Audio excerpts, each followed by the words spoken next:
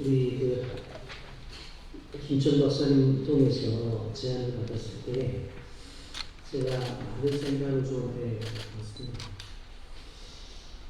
저도 이제 3년 전에 아이 둘 데리고 개척을 해서 지금까지 사회가 둔 입장 속에서 사실 자립교육이 세워져야 된다는 부분들은 분명한 건데 우리 현실은 그렇지 않잖아요.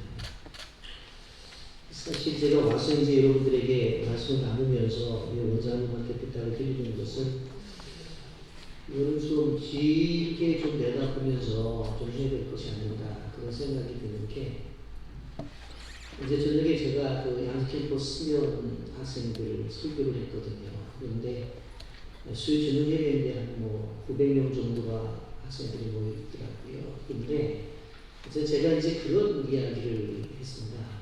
무슨 얘기냐면 지금 우리 교단이 적게는 12,000교회로 보고 있잖아요. 그리고 13,000교회도 이렇게 보고 있는데 실질적으로 교육전도사가 필요한 교회들, 그래서 교육전사님들이 이제 그래서 사역을 할 수 있는 교회들, 요만의 교회가 한 8,000교회 정도가 된다고 봐요. 그러면 실질적으로 학생들은 지금 어제 제가 물어봤더니 신대원 학생이 1,001명이래요. 딱 1,000명이에요. 그러니까 1,000명인데 요구하는 교회들은 한 8,000교회 정도가 되니까 예전에 우리 시대에 신학할 때는 달라요. 여러분들 연세 보니까 신대원 들어갈 때 4대1, 5대1 막 해서 들어갔잖아요. 그리고 교회 가려면 얼마나 기도를 많이 했어요. 근데 우리끼리인가 지금 전사님들은요 기도 안 해도 오라는 데가 너무 많아요. 지금 그래서 목사님들이 교육전사님들을 매시고 목회를 해야 되는 그런 상황이잖아요 지금. 그래서 이러한 부분들까지 지금 현재 미자리 교회들만 생각할 것이 아니라 좀 원장님이 그 총장님도 좀 만나서 그 신대원 안에 교회 개척하기라든가 이런 것들 과목을 좀 선택 과목이라도 두어서 지금 전사님들부터 이런 부분들에 대해서 관심을 갖고 해 나가야 되지. 제가 볼 때는 저렇게 다 그런 건 아니지만 저렇게 여유 있게 신학을 해가지고 나중에 저들이 어떻게 교회를 해나갈까 하는 염려가 제가 어제 배웠습니다. 그래서 이런 부분들도 미리 좀 준비를 하고 열정이 있고 시간이 있었을 때 신명 시절부터 개척에 대한 생각을 하고 예전에 저희들이 신학할 때는 신명 때도 막 개척하고 그랬잖아요. 근데 지금은 그런 상황은 아니잖아요. 그렇기 때문에 이런 부분들을 좀 생각을 해보시면서 좀 길게 내다보면서 이 사역을 좀 진행을 해보시면 좋겠다 그런 생각을 해봅니다. 저는 이 주제에 대한 이야기를 들으면서 무슨 생각을 해봤냐면 교단 안에 있는 교회론이 바로 세워져야 된다. 그렇지 않으면 이 부분을 해결하기가 쉽지 않습니다. 왜냐하면 수많은 여기에 보면 사례들이 나오고 우리가 새로운 디자인을 만들어서 이렇게 해보라고 하는데 교단 안에 있는 어른들이 그게 교회야? 이렇게 되어져 버리면 이거는 안 되는 거거든요. 그래서 제가 이제 지금까지 해왔던 전통적인 교회 개척이라고 하는 것은 최소한 상관을 얻고 그렇게 하고 이제 목사님이 목회를 하는 그러한 일들 그걸 우리 개척교회라고 그렇게 말을 했잖아요. 그리고 이제 오늘 원장님이 아주 중요한 선교학적 관점 속에서 교회에 대한 말씀을 해주셨는데 그 선교지에서 나타나는 일들을 오늘날 한국교회에 적용을 해서 하게 되면 됩니다. 똑같은 거예요 사실. 환경만 다르고 장소만 다른 거지 실질적으로 똑같은 얘기거든요. 제가 이제 선교 저도 너무 좋아서 선교학을 다시 공부를 해서 제가 학사도 석사도 선교학을 했습니다만은 보면 환경이 다르고 장소만 다른 것이 똑같은 거예요. 그렇기 때문에 선교학적 관점 속에서 이 교회를 이해하고 나가는 것들은 그래도 우리 목사님들이 다 선교지니까 그렇게 이해를 하게 되었거든요. 근데 이번에 제가 이 글을 좀 쓰면서 좀 생각을 해봤던 부분은 조금 더 우리가 앞서 나가서 사회학적 관점 속에서 교회를 보자 라고 하는 것입니다. 그래서 제가 사회학적 교회라고 이렇게 이제 표현을 했거든요. 여기 보게 되어지면 그냥 글을 좀 읽으시면 되고, 페이지에 보게 되어지면 21페이지에 사회학적 교회라고 이제 표현을 했는데, 이 사회학적 교회의 내용은 다른 것이 아니라 교회가 사회 속에 있는 것이 아니냐. 그러면서 저는 이제 여기서 중심적으로 이야기하는 것이 뭐냐면, 예수님도 이 세상에 와서 섬기시지 않았느냐. 그러면 그 예수님의 모습을 교회가 닮아야 된다고 한다면 우리의 교회들은 섬기시는 공동체로 있어야 된다. 왜냐하면 오늘날 우리가 살아가는 이 세상 속에서 이미 자립되어져 있는 안정된 교회들은 자기들 나름대로 다 해나간단 말이에요. 그러면 실질적으로 이 자리 교회가 자립으로 나가는 길목 속에서 어떻게 해야 그것이 자립이 될 건가? 이 사회 속에서 실질적으로 다른 어떤 것보다도 섬기는 일로 접근을 해보자. 그러면 그 섬기는 일로 접근을 하게 되어질 때에 예수님이 섬겼던 것처럼 우리도 좀 섬김을 통해서 나갈 때에 그래도 교회가 자립하는 데 있어서 훨씬 지금보다 낫지 않느냐라고 하는 이야기를 오늘 제가 글을 통해서도 말씀을 드리고 또 내용을 통해서도 여러분들에게 말씀을 드리게 됩니다.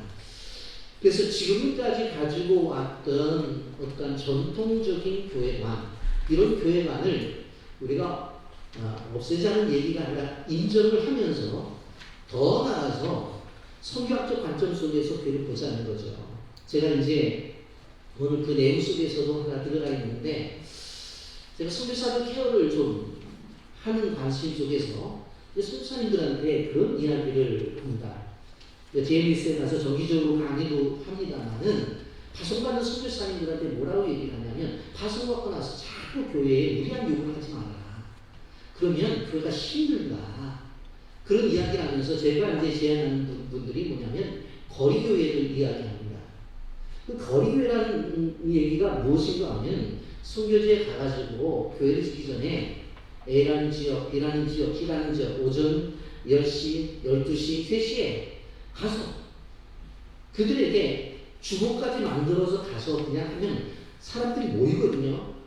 사실은 그 모이면 그들에게 복음을 전하는 거예요. 또 12시에 가서 전하고 또 2시에 가서 전하고 하루에 3번씩 이렇게 거리교회를 이렇게 다니면서 예배를 인도하고, 나중에 본교회가 다 미팅들이 왔었을 때에 우리 거리교회로 갑니다. 그렇게 했었을 때에 가서 예배 광경을 보게 되었으면 본교회에서 선교사님 저렇게 처마 밑에서 고생하고 있는데 우리가 아무리 힘들어도 교회를 지어줘야지 그렇게 할 것이 아니냐 하면서 제가 그런 이야기들을 좀 하면서 제가 이제 이야기를 합니다만은, 실질적으로 이 사회 속에서 우리 미자립 교회가 이 사회 속에서 필요한 부분이 무엇인가 하는 부분들을 생각해 보면서 우리가 한 가지 한 가지 이 사회 속에서 필요한 부분들을 좀 생각해 보자. 그래서 꼭 개척교회 그리고 미자립에서 자립으로 이야기하면은 꼭 여기 도립의 얘기잖아요. 그래서 그런 것이 아닌 것들로 우리 자립 개발을 위해서 제시를 해야 되는 것이, 그렇지 않다고 한다면은 실질적으로 미자립에서 자립으로 갈 때까지 실질적으로 보게 되어지면 재정의 요구가 되는데 그걸 어떻게 감당하겠는 거예요. 저도 이제 교회 성장학을 전공하고 학교에서 성장학 강의를 했습니다만 이런 생각들을 가져요. 지하실에 있는 개척한 목사님들은 2층만 올라가고 공기 수통이 잘 되는 교회만 올라가면 부흥을 시키겠다. 2층에 갔어요. 상가만 벗어나서 조그만 땅에다가 가옥이라도 지으면 부흥을 시키겠다. 그렇게 얘기를 해요. 가옥을 지었어요. 그러면 실질적으로 온전한 건물을 지어야지 교회가 된다고 생각해요. 근데 그 누가 해주냐고 제가 물어봐요. 그 누가 해줘요? 본인이 할 수, 기도하고 본인이 해야 되는 거예요.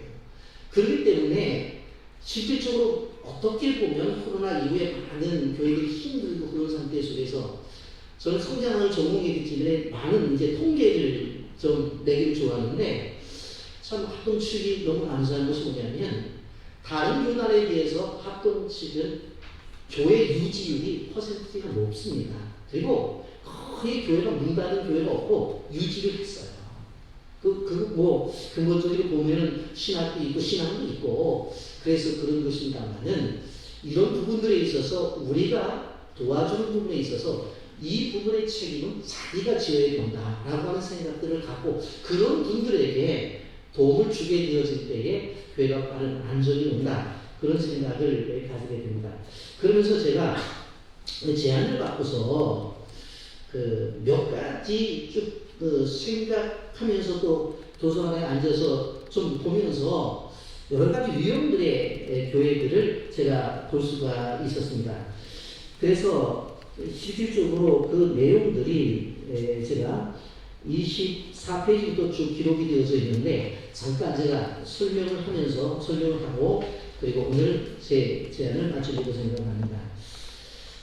첫째로는 지역 내 예배 공간을 확보하는 교회 개척을 하는 유형. 이것이 전통적인 교회 개척이죠. 상가를 어떤지 아니면 조그만 공간을 만들어서 거기에서 교회 개척을 하는 것입니다. 실질적으로 이렇게 되어지면 그냥 열심히 전도하는 거예요. 기도하는 거예요. 그리고 나가서 그들을 하나님 앞으로 인도해 내는 건데 오늘 오전이 중요한 얘기를 하셨거든요. 3시간 기도하는 부분, 3시간 전도하는 부분. 저도 이제 개척교회 멘토링 하게 되어질 때 이 두 가지가 무지하게 중요하다라고 생각을 하고 얘기를 하는데 이렇게 하면 돼요. 이렇게 하면 되는데 실질적으로 이러한 공간을 얻는 것들도 힘든 분들이 있다고 하는 것입니다. 그런데 어떻게 해야 되느냐? 여기 보게 되어지면 두 번째로 상가와 교회가 결합된 후에 효과적인 공간 활용을 하는 교회입니다. 그래서 예를 들어서 태권도장을 주일의 교회로 임대하고 두 번째 유치원 공간을 주일의 교회로 임대하고 여러 가지 학원을 주일의 교회로 임대하고 사립학교 강당을 주일의 교회로 임대하는 이렇게 해서 교회를 하는 것들이 있습니다.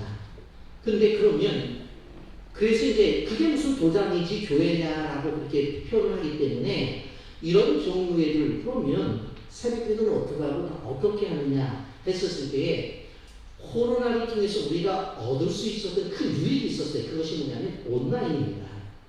그래서 실질적으로 방송 장비가 거창하지 않더라도 지금은 휴대폰이라도 온라인을 할 수 있기 때문에 그리고 성당체에서 나오는 큐티 교재들이 좋은 것이 많이 있기 때문에 새벽기도도 개인적으로 할 수 있고 또 우리가 목장 예배, 구역 예배도 코로나 때 온라인으로 했었잖아요. 그런 것들을 활용하면서 하게 되면 괜찮을 수 있다 하는 것입니다. 그 다음 세 번째, 지역 전도부 회신자를 모아서 거리 교회 개척 유형이다. 이것이 제가 선교적 교회라고 명칭을 지었는데 이게 뭐냐면 소위 노상교회입니다. 제가 말씀드린 거리교회예요. 저희는 부목사님이 교회를 개척하게 되어질 때에 제가 제안을 하는데 바로 나가지 말라고 말을 해요. 뭐라고 말하냐면 내가 보게 되어질 때 목사님이 하는 일을 내가 이틀이면 끝나. 개척해서 해왔기 때문에. 그러니까 자 수요일날은 교회 나가야 되잖아. 금요일날은 나가야 되잖아. 월, 화, 목 토요일날 나가야 되니까 한 3일 정도는 시간을 줄게. 그것을 개척할 지역에 가라는 거예요. 가서 열심히 전도를 하라는 거예요. 교회에서 사회비를 주는 거예요. 정확하게. 왜? 나머지 일들은 다 되니까. 그리고 나서 제가 얘기하는 것은 한 사람이 전도되면 그 집에 들어가서 예배를 드려라. 또 비라는 집에 전도가 되면 그곳에 가서 예배를 드려라. 그런데 더 중요한 것은 뭐냐면 한 집을 드려도 규모를 만들어서 정확하게 드리라는 거예요. 그래서 1년이 되어지면 그렇게 A, B, C, D가 모여져 있는 지역에서 그 사람들을 모으라는 거예요. 왜? 그전에도 알겠죠. 제가 여기 와서 전도하면서 어떤 집이 예수 믿기로 했습니다. 어떤 집이 예수 믿기로 했습니다. 그래서 그때 가서 개척할 수 있는 멤버가 없다고 그러지 말고 1년 동안 그렇게 해서 몇 가정이라도 해가지고 공간을 얻으면서 창립을 해라. 설립을 해라. 그리고 그게 만약에 1년이 부족하다면 2년이라도 하라. 그렇게 해서 실질적으로 본인이 전도해서 실제적으로 성도들을 만들어서 교회를 세워나가라. 저는 그렇게 제안합니다. 아까 이제 선교사님들에게 거리교회를 얘기한 것처럼 지금 그래서 정확하게 상황을 봐서 헌금도 하고 다 하고 그렇게 하라고 제가 말씀을 드립니다. 그리고 두 번째로 가정교회는 실질적으로 지역 내 신자나 불신자의 가정을 이용해서 가정에서 교회를 설립하는 경우를 의미합니다. 이게 제가 이제 교단과 가지고 있는 충달되어지는 부분이 있는데 저희 교회도 보게 되어지면 실질적으로 어려운 교회들을 도와주는데 가정에서 들어간 교회들은 도우려고 하지 않아요. 노예에서도. 그러면 객관적으로 생각해보면 누가 어렵죠? 그래도 상가를 유지하고 있는 사람들보다도 더 힘든 사람은 가정에 들어가 있는 사람들인데 그 힘든 사람들에 대해서 지원을 하려고 하지 않아요. 그런데 실질적으로 지역 내 신자나 불신자들의 가정을 선택해서 그곳에서 우리가 하는 구역 예배처럼 예배를 드리도록 그렇게 유도를 하는 것입니다. 그래서 그것을 하나의 교회로 인정을 해 준 것입니다. 세 번째, 카페나 자문도서관, 지역 아동센터. 실질적으로 이런 것들을 이제 운영을 하면서 평일에는 이것은 소위 말해서 목사님들이 하는 것이 되겠죠. 그리고 사모님이 하는 것이나 그래서 평일날도 사실 전도에 어떠한 방향성을 가지고 하게 되어진 것입니다.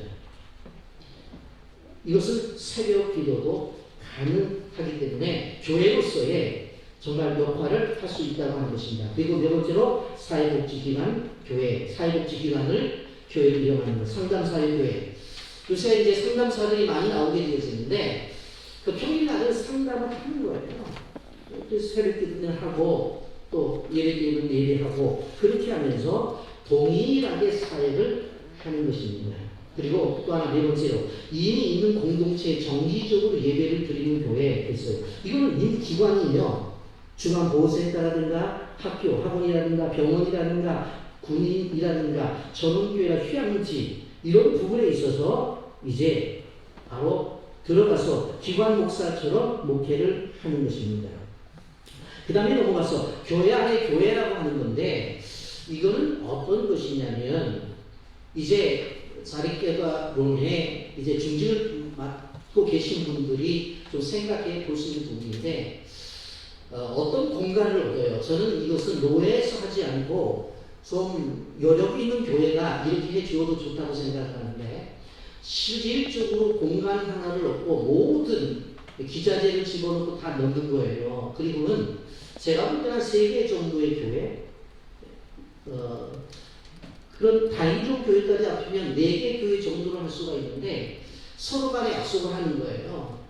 한 목사님은 10시에 하고 한 목사님은 12시에 하고 한 목사님은 2시에 예배를 드리는 거예요. 한 공간이에요. 그러면 간판도 3개 교회가 되어지는 거겠죠. 그리고 입구에도 보게 되어지면 예배 시간이 지나면 다음 교회에 명패가 붙는 거예요.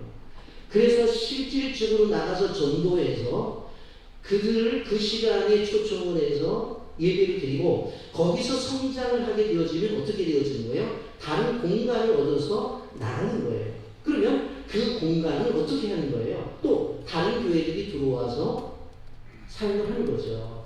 그래서 이런 것들은 노예가 이런 공간을 얻어서 목회를 시작하도록 하고 이 세 분의 목사님에게 사무실을 만들어 주고서 함께 거기서 근무를 하도록 하되 시간을 철저하게 지키고 최소한 전기세와 수도세는 나누어서 낼 정도로 한다고 한다면 제가 볼 때 이런 구조로 만들어 준다고 한다면 개척하고 싶은데 돈이 없다고 하는 사람들 가운데서 열정 있는 사람들은 가능성이 있지 않을까 하는 그런 생각도 해봅니다.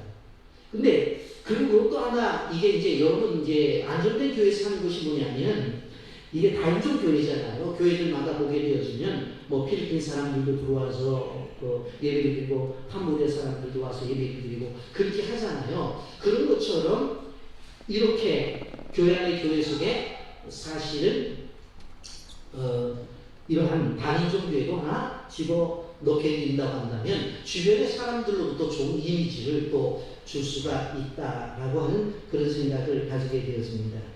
그리고 여섯 번째는 동질성에 바탕한 교회, 담진동교회라고 해서 여러분 지금 한 5천 명이 넘는 성도가 모이고 있는 것 알고 계시죠? 그리고 세안산 레포츠교회라든가 어떤 동질성을 갖고 있는 사람들이 모여서 교회를 이루는 부분들에 대해서 이런 것들은 기도를 통해서 실제적으로 이 부분에 대해서 우리가 이해를 해야 됩니다.